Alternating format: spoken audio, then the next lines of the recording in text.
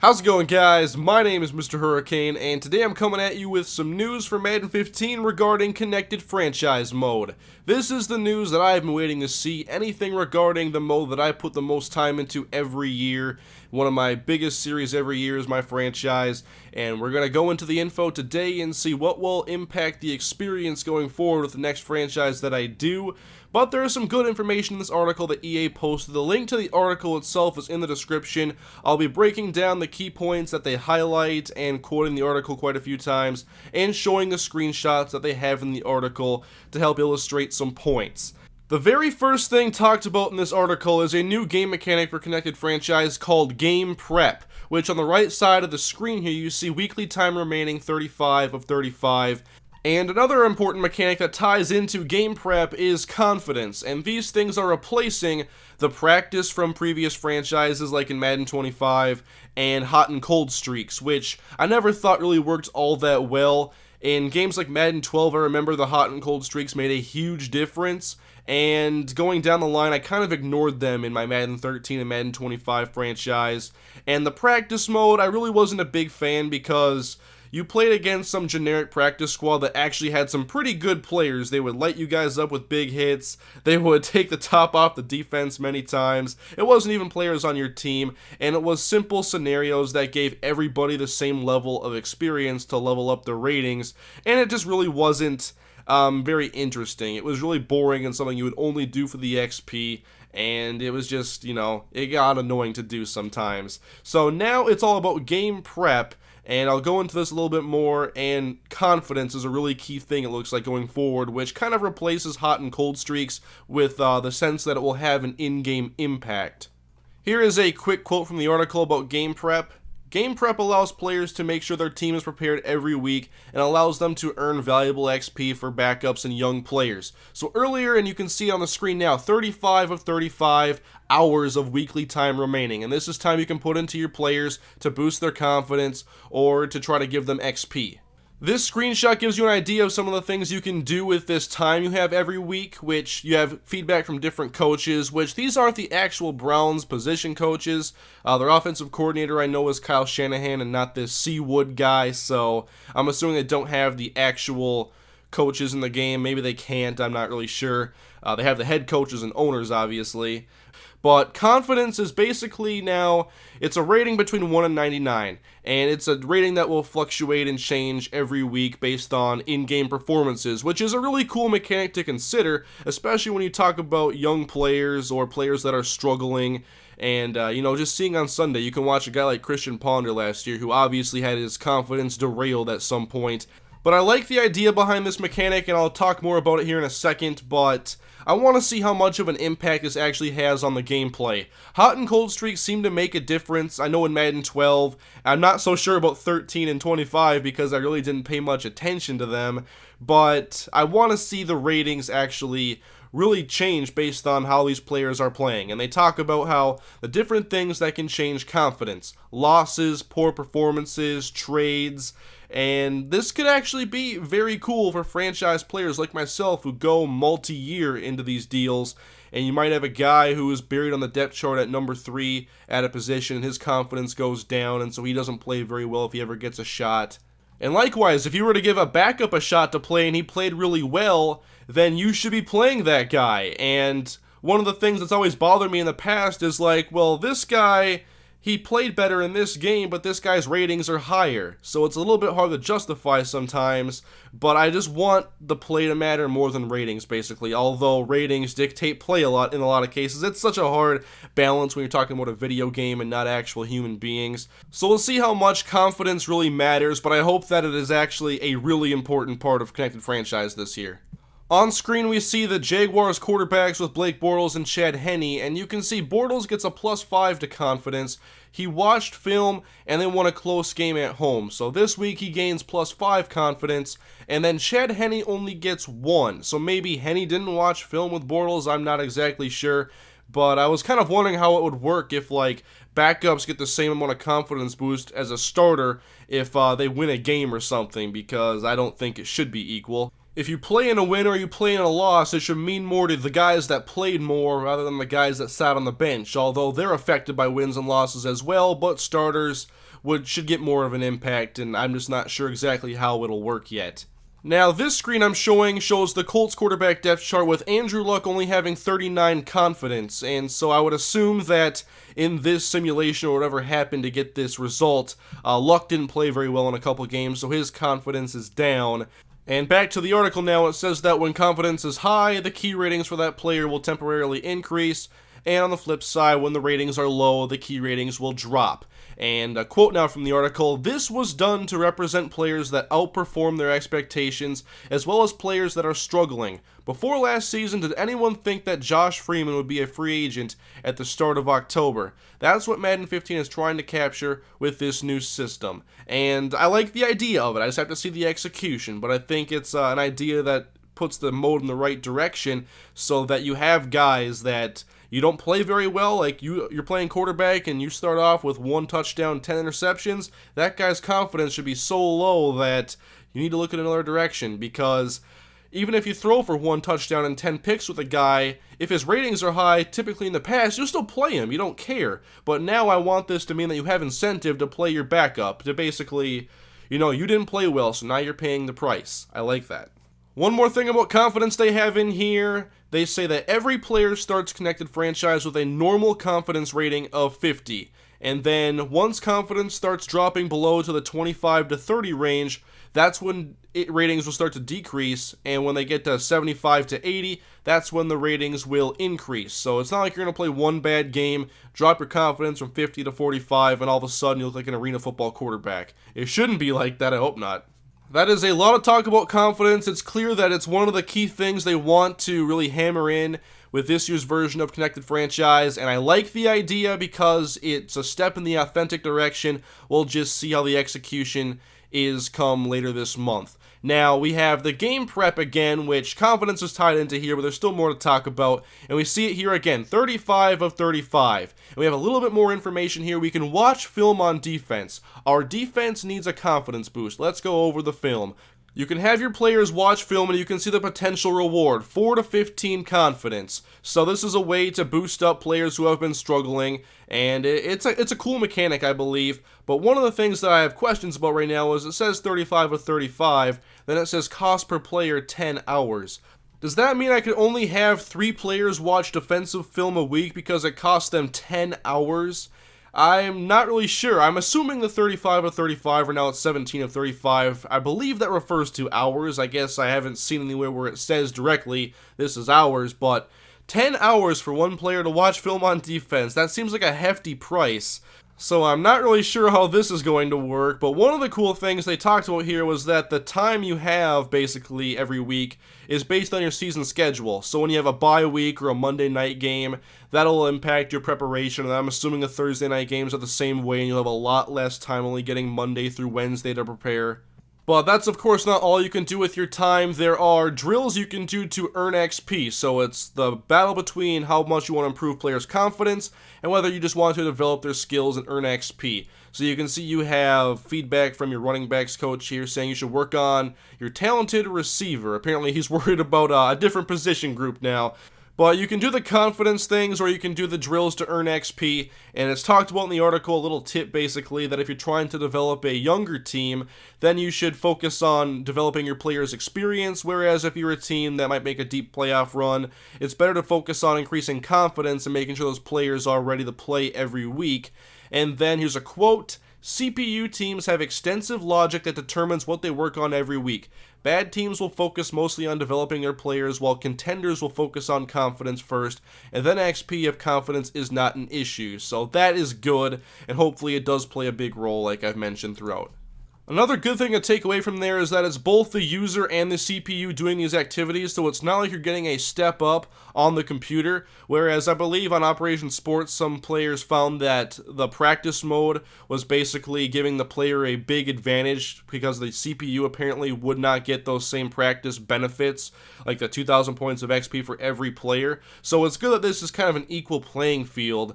And we'll go further into this now. A player's development trait has a big impact on how much XP or confidence they earn.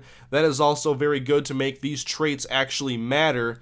And another good quote from the article here: if a quarterback possesses the superstar development trait and has Jim Harbaugh as a coach, that player will earn more XP or confidence than a player with an average coach or trait. NFL coaches like Andy Reid and Jim Harbaugh are known for developing quarterbacks, and that is what the development team attempted to capture. Now, what I'm wondering is if the coordinators also have boosts. Now, it doesn't seem like the coordinators are authentic, but you can still give them traits and make them matter. Like in NCAA, I really like how my offensive and defensive coordinators affect certain ratings for my players. That's really important to me, to actually have your position coaches matter. So I don't know yet if in Madden 15 your coordinators and position coaches will actually matter and have on-field impact, but I hope they do.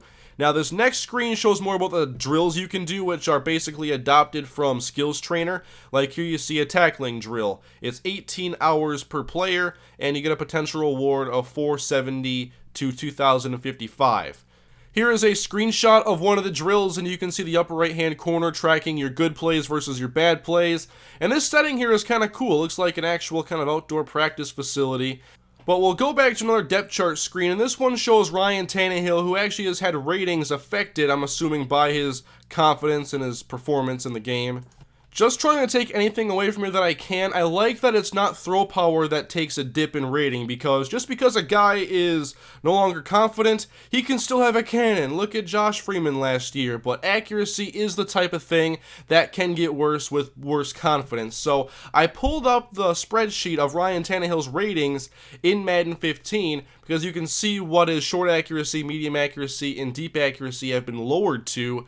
So if I refer to his base ratings in the game, he has a short accuracy of 87, a medium accuracy of 80, and a deep of 70. So each of these three accuracy ratings have been lowered by 2. So it's not a very noticeable difference, and I'm not sure what his confidence is, but obviously it's at the point where his ratings can take a dip. So what I'm wondering is if he gets even less confident, if the ratings will continue to be lowered, because a 2 rating difference isn't that big. So hopefully it does go deeper than this, because once again I want confidence to matter, and I want to make sure that players who aren't confident, you should have incentive to play their backups.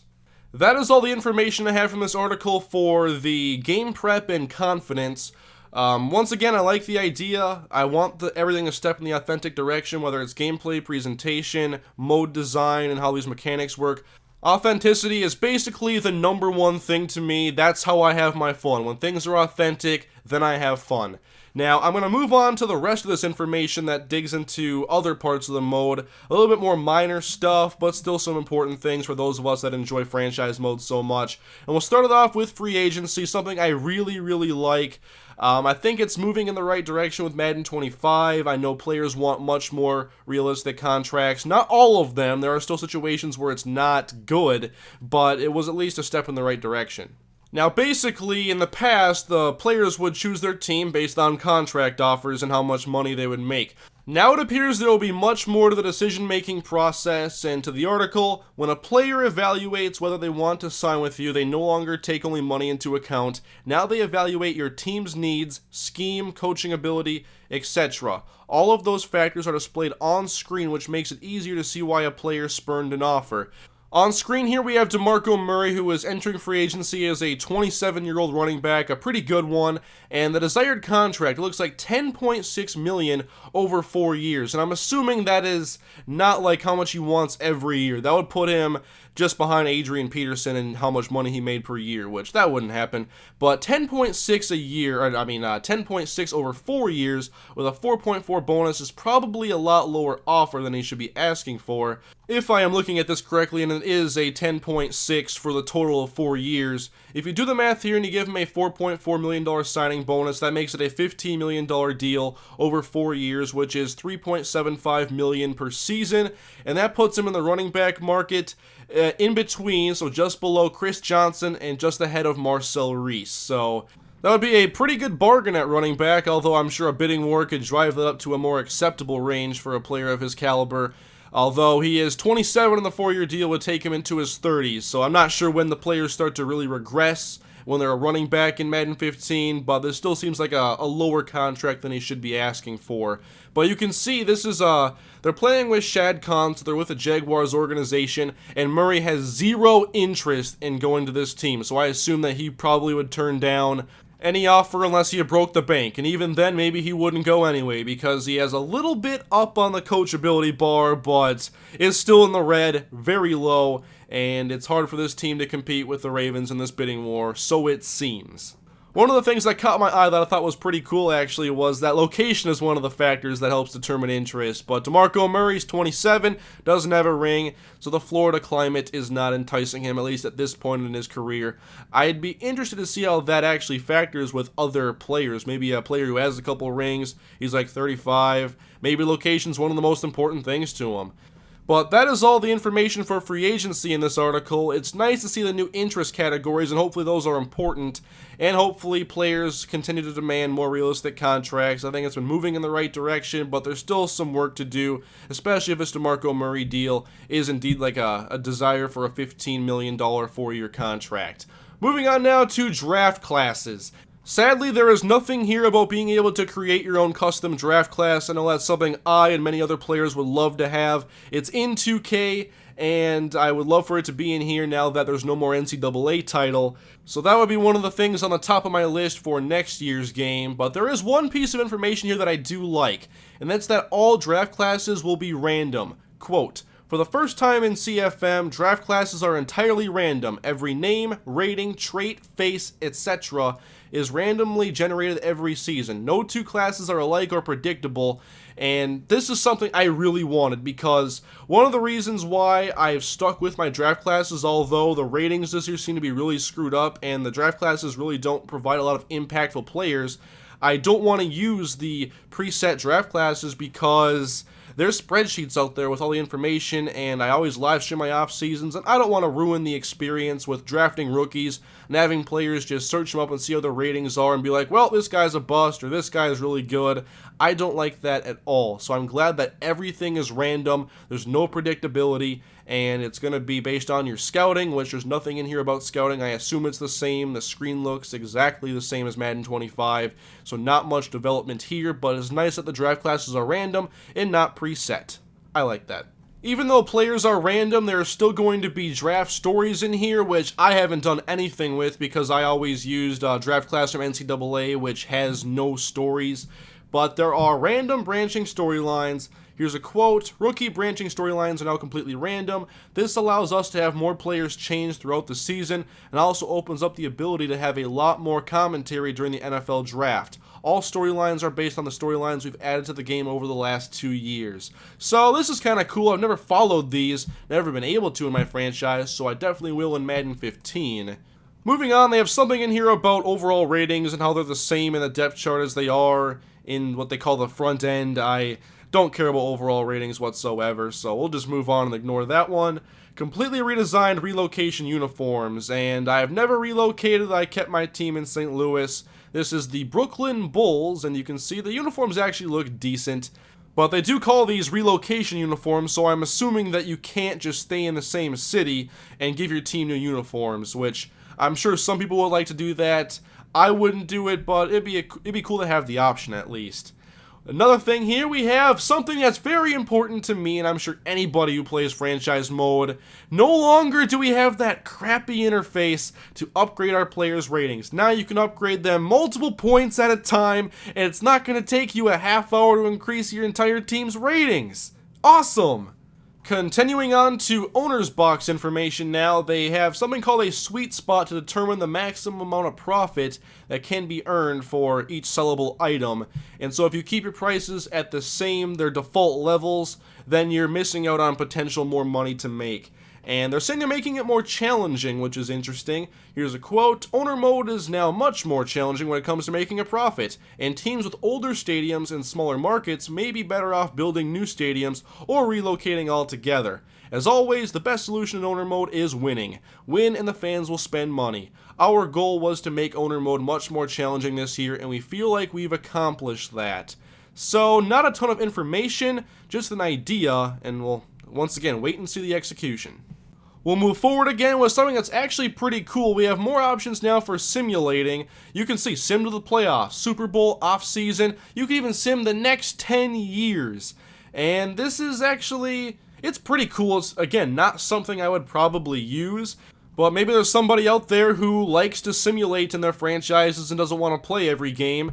This makes it easier to just jump to the part that you want to do, like maybe you're in week 6 and you're tired of this season, so you're going to go to the off season already, and you can do that without, having to hit the simulate button every few minutes or whatever. You can actually get up, go make a sandwich or something, although sandwiches don't take more than a few minutes to make unless, I don't know what kind of sandwiches you're eating. It's none of my business. But you can sim in the next 10 years, and that'd be pretty cool to maybe start your franchise off just in the future in a whole different universe, basically. The teams would probably be very different, standings all screwed up. It'd be kind of cool, I think. Couple more nuggets of information here. They have removed fourth down watching, so if you're a holder on extra points or a blocker on a field goal, they have removed that, creating a more seamless experience, which I assume is just for player-based connected franchise. So if you're a backup quarterback, you're not holding extra points, and you can just get past that. Ahead to progression and regression recap. We've added a screen that tracks when players regress or progress in Connected Franchise. This should provide clarity as to why players regress in the offseason, whether it's failing to reach season goals or losing a step because of old age. That's kind of cool how if a player missed out on a goal that he would regress a little bit as long as the goal was reasonable. There are also news stories that talk about players losing a step. So you have Jadeveon Clowney here, get 1 sack, and that is a weekly goal. So now you have season, weekly, and milestones, which is really cool.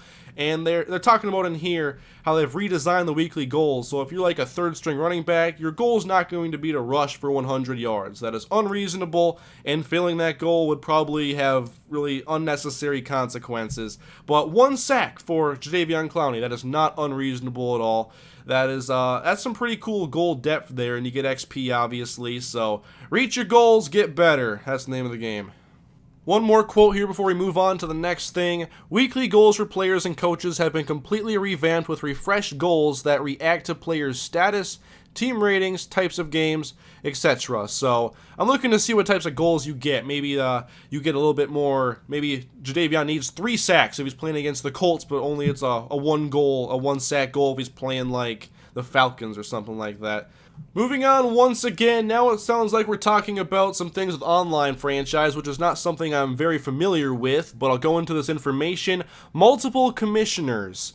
And online commissioners can now assign other league users as commissioners so that you always have someone who can advance the league if the primary commissioner is away. That's a good feature, especially, like I said, if somebody is away for a while. Now, they have some more things about autopilot control that's pretty cool. You can determine how long you want to put a team on autopilot, and if you look at the screen here, they have some things for team settings, and you can look at play call style, enhance. They even let you like autopilot control your coin toss decisions.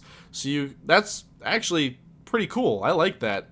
I'm not sure what else you can control with autopilot, but there's the 3 options at least that you get. Now on to relocation tuning and league setting. So along with creating all new uniforms, we tune CPU relocation so that it very rarely happens early in CFM. Teams still rebuild stadiums in their home city, but it's pretty rare for a CPU team to up and move.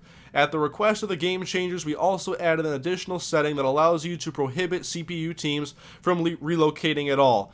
I'm not sure how this worked last year in online franchise, but I know I turned off relocation in my offline franchise so no teams would change and we would stay with the same 32 squads and not have a new city in play. Next up, they have added the ability to remove 1 player a year from the injured reserve like you can now in the NFL. Although I believe in the NFL, they have to stay on the IR for a certain amount of time, but at least now we can take a guy off if we just wanted to have that extra roster spot for a few weeks or maybe a good part of the season, but still wanted that player to return. That's good. Next up, as an owner, you can now hire and fire staff members, including your head coach, trainer, or scout, during the season. So if you want to make one of those big changes, you can. It does not appear that you can fire one of your coordinators. It just shows here your coaches, scouts, and trainers, and Gus Bradley's the only one on the screen here. So maybe that would fire the entire staff. I mean, that's what the X button would do here, fire staff, not just fire coach. So I'm not exactly sure. Next up, we have the Pro Bowl returning. We have not been able to play the Pro Bowl, I believe, for a couple years. And now the Pro Bowl mimics real life as conference affiliations have been removed in favor of 2 legends serving as captains, but what that does not answer is whether we can play the Pro Bowl or not. Some people won't care, but I at least want that functionality and the option to play it in the game and not just have Pro Bowl honors. Hopefully you can play this thing. If I had to guess, I think you'll be able to, but I'm not sure. I really have no clue. Next up, CPU uses alternate uniforms. That's pretty cool. Sometimes they'll use their alternate uniforms in a regular season game, and there'll be a news story that reacts to the team doing that. I love using alternate uniforms, and that's cool that the CPU is as well. Sim engine changes. The simulation engine now includes things like consistency, confidence, and development. In Madden 15, young players with great development traits will have slightly better simmed stats than normal. This allows great young players to progress quickly and become stars in the league. And that is all the information in this article. Over 25 minutes. I had no idea it would take this long, but it has. There was some stuff I liked in here. I'm liking that there's this new game prep feature, although I'm not sure how big of a role confidence is going to play. Hopefully it's a major one. I do like that they've replaced practice mode with something a little bit better, and you can do drills or tell guys to go watch film and stuff like that. Hopefully the free agency changes mean that it's going to be harder to get the big name players. And we'll see how that works. All this stuff is obviously see how it works. We gotta see execution. Whether you like the idea or not, it's all about how it's actually done. Random draft classes is a very good thing, and I like the upgrade menu now being much more user-friendly. But I thought there was some good stuff in here. Nothing I think that's revolutionary. Again, we'll see how it goes. But let me know what you think in the comment section of these changes and improvements to Madden 15's Connected Franchise mode. This is the mode I, again, will spend the most time in this season. But I'm pretty excited to see how all this stuff works, and hopefully we have a great year of franchise ahead of us. But thank you guys for watching. Please leave a like if you enjoyed this video, and subscribe to my channel for more Madden 15 news if anything else drops between now and the 26th. And of course, I'll be bringing a lot of Madden 15 videos, especially franchise, so if you've never seen my stuff, check out my Rams franchise, and you'll see something that's very similar in Madden 15, but hopefully even better. I'm looking forward to some of the presentation changes and stuff like that, so I can make it a more authentic experience for you guys. But that is it for today. 27 minutes of information here. Hope that you guys enjoyed, and I'll see you guys next time. Have a great day.